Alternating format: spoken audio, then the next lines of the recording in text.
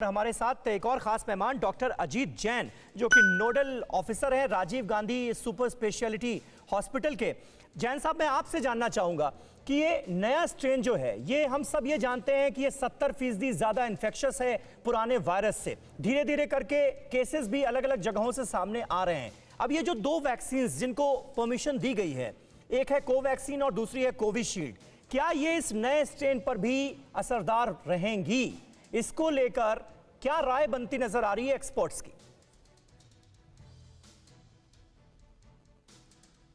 मोटे तौर के ऊपर अगर हम देखें तो बाय एंड लार्ज हमारा विश्वास यही रहेगा कि ये जो वैक्सीन्स हैं दोनों, जो कोविशील्ड और कोवैक्सीन, ये दोनों इस पे भी असरकारक रहेगी।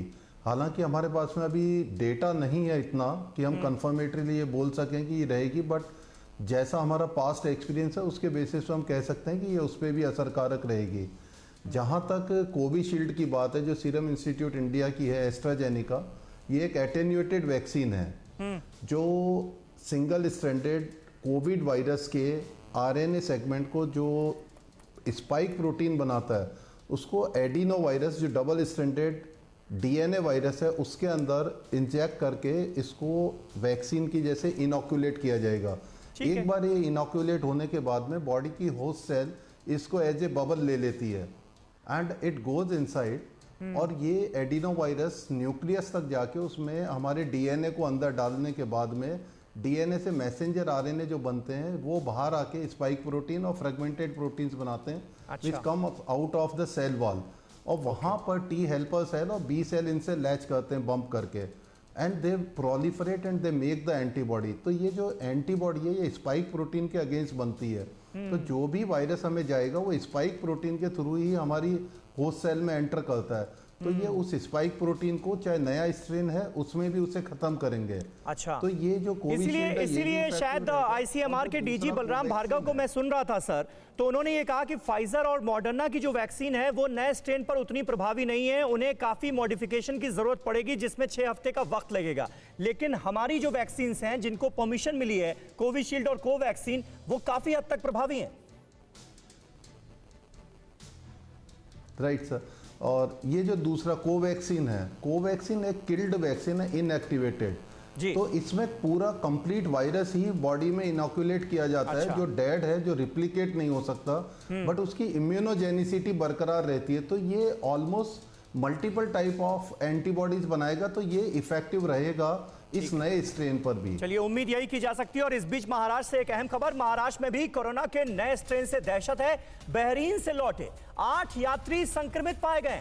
नए स्ट्रेन वाले 5 मरीज मुंबई के रहने वाले हैं। मरीजों की कांटेक्ट ट्रेसिंग की जा रही है। ये देखिए, अब महाराष्ट्र से एक नई खबर, मुंबई से नई खबर, नए स्ट्रेन के 5 मरीज यहां पर मिले हैं। शिवांगी ठाकुर इस वक्त मुंबई से हमारे साथ लाइव मौजूद हैं। शिवांगी, इस वक्त कितनी बड़ी दिक्कत है कांटेक्ट ट्रेसिंग, यानी उन लोगों तक पहुंचना जो कि यूके से लौटे हैं लेकिन खुद सामने नहीं आ रहे हैं जांच के लिए?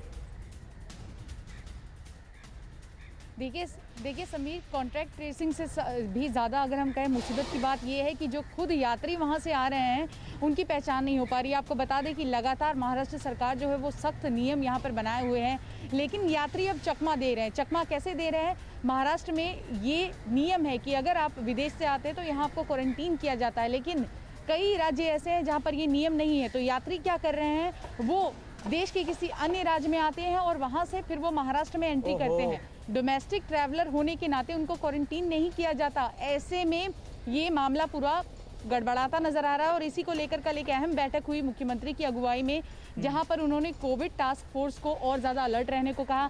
साथ ही केंद्र सरकार से ये अपील की है कि बाहर से, खासकर ब्रिटेन, साउथ अफ्रीका और मिडिल ईस्ट से जितने भी लोग आ रहे हैं उनको कंपलसरीली क्वारंटीन किया जाए। आप खुद देख लीजिए जो ताज़ा मामला है खान ब्रदर्स का, अरबाज खान, सोहेल खान, किस तरह से वो बीएमसी को चकमा देकर वो क्वारंटीन नहीं होते और बाद में फिर बीएमसी को उन पर एफआईआर दर्ज करनी पड़ती है।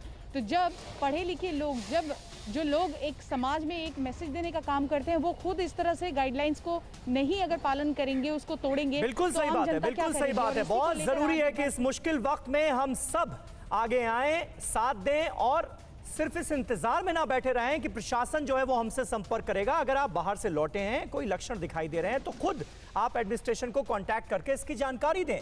परवाह देश की, सोमवार से शुक्रवार रात 10 बजे TV9 भारतवर्ष पर।